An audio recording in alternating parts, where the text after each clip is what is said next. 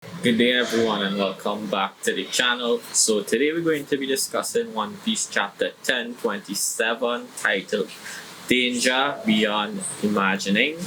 Cover page of course for this week is Roger running from a tiger or a lion. Yeah, a lion.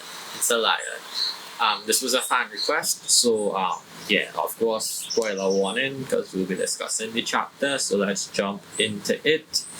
So the chapter starts off with Nekomamushi and Wanda and Carrot, and he's out of Sulong and he's telling them to be careful not to transform into Sulong because somehow the moon is back out. You see Sparrow on the ground. So I guess this is confirmation that he is done for, and that's it for him, at least for now, I guess, or until the next arc maybe because Big Mom is still up. So that's it for him.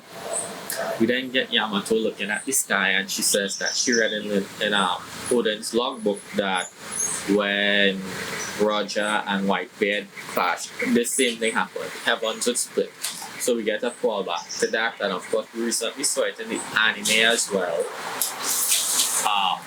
So it was pretty good, and we also saw this clash when Shanks and Whitebeard clashed in the anime and the manga as well, and then earlier on with Kaido and Big Mom. So we know what this is. So we then cut to basically everybody there wondering what was going on, what was causing all this rumbling up there. So yeah, everybody is confused, trying to figure out what's going on. So we know for a fact that Luffy is now officially on Yonko level because of course they have on the split, and that is, I guess, a requirement to be a Yonko. So now we need to see if Teach or Blackbeard could do the same because we haven't seen him since the end of Act 1 or Act 2, I believe. So yeah. So carrying on, we see that Yamato starts to bleed from the head, and she says that the attack that she tried to block the Thunder Bag, well, she didn't fully block it. So her Mirror Mountain or Mountain Mirror, I believe, or Mirror Mountain, her mirror attack that she kind of did with the shell over her like got cracked, but she wasn't able to block the attack. She still got injured. But Luffy tells her to go support that coward Momo, because Momo's still a coward. And we'll have some banter between Luffy and Momo here where Luffy tells him that, he's still kind of being a coward. And he says, well, I can't just change that in a matter of seconds. But Yamato jumps on top of Momo's head and tells him to go before Kaido gets to him. And we see Kaido yell out for two of them. And he's about to attack Momo, but at the same time, Yamato blocks it partially and tells Momo to get a move on. This is where Luffy comes in and he takes his legs and wraps it around Kaido's neck and pulls him. And he tells Yamato, he calls out to him, and Yamato is like, I get it, you want to do this alone? And Luffy smiles and says yes. So it's been a while since we've seen something like this with Luffy, but he does that and Momo jumps off the island. And while he's falling, Yamato tries to teach him how to use his flame clouds, how to fly. And she tells him dragons don't fly, they grab the clouds. They create clouds called flame clouds and they grab it and walk on clouds, essentially, not really fly. We see a panel or two with him creating his claws, and then the cloud is forming and then it bursts into flame. And he basically gets the gist of it. Actually tells him to move from next to the island because rubble is falling. And we see the island is kind of tilting. And she says this could be due to Kaido being weakened from all this battling. His flame clouds are getting weaker. He's kind of losing his strength. And Momo is like, well, should we tell Luffy to stop? Should we not tell Luffy to stop? Because if Luffy stops, then Kaido should be able to make it to the island. Or make the island reach to Onigashima reach to the flower capital and settle down easily. But This throws a wrench into their plan, or Yamato does, because she says, well, we can't stop Luffy, man, who's fighting for everybody and everything. So Momo, you need to pull yourself together and do this, because we have two things can happen. One, the island falls and kills everybody. Two, Kaido puts down the island and it still kills everybody. And then she goes into a third and final explanation and explains that there's so many weapons on this. So even if the island falls and it's not close to the flower capital, it could explode like a bomb and kill everybody. So there's basically no good choice here. Everybody's gonna die unless Momo could make his flame clouds to stop it. So this is where Momo has to shine or not. And we also get a time description, I guess, for how far off they are. So we get confirmation that they're 5 minutes away from the flower capital from the last time where we got 15. So there's that. We also get more Luffy and Kaido kind of back and forth in it throughout this conversation, and we see the sparks of the happy flying all over the place still.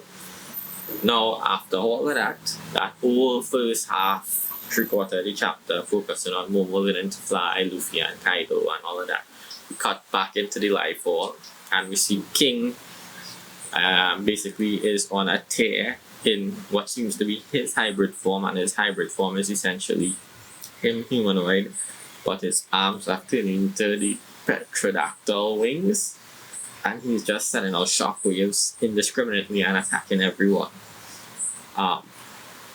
And we see that he manages to land one of these attacks on Zoro and send Zoro's flying through the walls, and Zoro basically lands into Frankie. Frankie catches him, and Zoro says he's strong, but this is expected. He asks Frankie what's going on, and they get a little back and forth. Frankie asks Zoro if you want to help. Zoro says no, there's no need. But he tells Frankie to kind of move out of the way, I guess, from this area. We then get a little back and forth between King and Queen as per usual. We know they don't really like each other that much, so they banter. Dino Boy says, or Queen says, King slashed his butt. King says, I wish it was your neck. And we then find out why King is so angry all of a sudden. And it's because Zoro managed to attack him and crack part of his mask, the one part on the side of his gimp costume. King then charges up again to walk the Zoro, and in doing so he uses this attack. Just now, the name of the attack is Imperial Archer. So he basically seems to be like a nose dive kinda, and then he'll attack with his wing. And Zoro sees it coming and counters it with 3 swords type Ultra Tiger Hunt. So they clash, but Zoro isn't able to fully defend the attack. We see when they clash that 2 things happen. One, we see King is hit on the side of the head, but we see Zoro is flung through more walls, and interestingly enough, he's knocked out of the island. So we see him out the skull dome in the middle of the air, ready to drop into the ocean. But he rebounds using 2 swords that flare lance and kind of nose dives his way back into the island, or propels himself back onto the island floor where King is. And Zoro tells him, at least let me die by a sword, show a little respect. And King looks to him and says, I'd ask you the same. And we see that King's mask has not just lost the horn, but the whole top piece of his mask on one side has cracked and is destroyed. And we see his skin looks a bit dark in color, and his hair is white. Of course, it's manga, so that is why, but that's interesting. So the chapter ends there, and I don't believe we have a break next week. So basically we get the revelation that King is probably humanoid looking, but I wonder why he's so upset with his costume being destroyed, because we know no one has seen his face. They said that in the chapter, but why is he so hellbent on hiding how he looks? So we need to figure that out. So maybe the next few chapters might focus on King and Zoro fighting.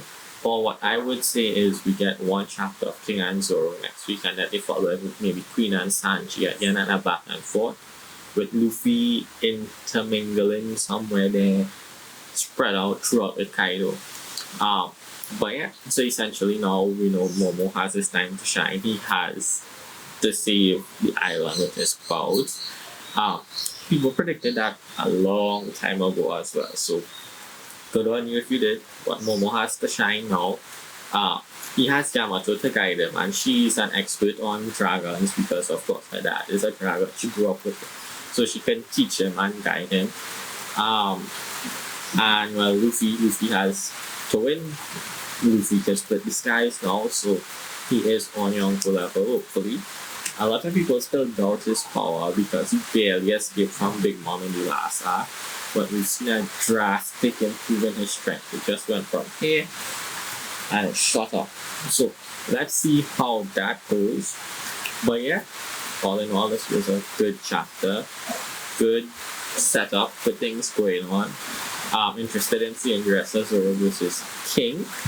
And yeah, I'll see you all for the next chapter next week. Bye.